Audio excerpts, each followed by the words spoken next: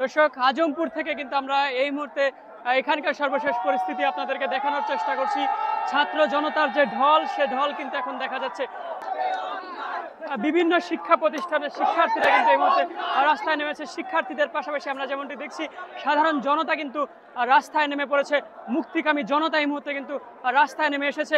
বিশেষ করে উত্তরার সবগুলো সেক্টরে কিন্তু শিক্ষার্থীদের অধীনে এই মুহূর্তে রয়েছে। আওয়ামী লীগের অঙ্গ সংগঠনের নেতৃবৃন্দ শিক্ষার্থীদেরকে ধাওয়া দেওয়ার চেষ্টা করলে উল্টো শিক্ষার্থীদের ধাওয়ায় কিন্তু তারা এখান থেকে পালিয়ে গিয়েছে। আমরা যেমনটি শুনছিলাম, হাবিব হাসান কিন্তু একটি মিছিল নিয়ে এখানে আসলেও তাকেও কিন্তু শিক্ষার্থীদের ধাওয়ার মুখে এখান থেকে পালিয়ে যেতে হয়েছে।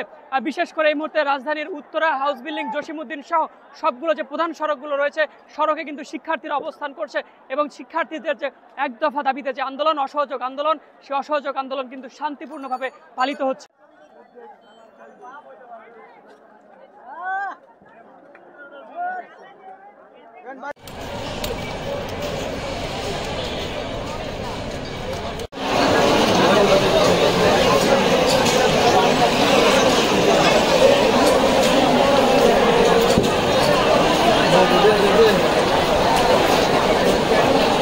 আমরা আজমপুর থেকে এখানকার সর্বশেষ পরিস্থিতি আপনাদেরকে দেখানোর চেষ্টা করছি।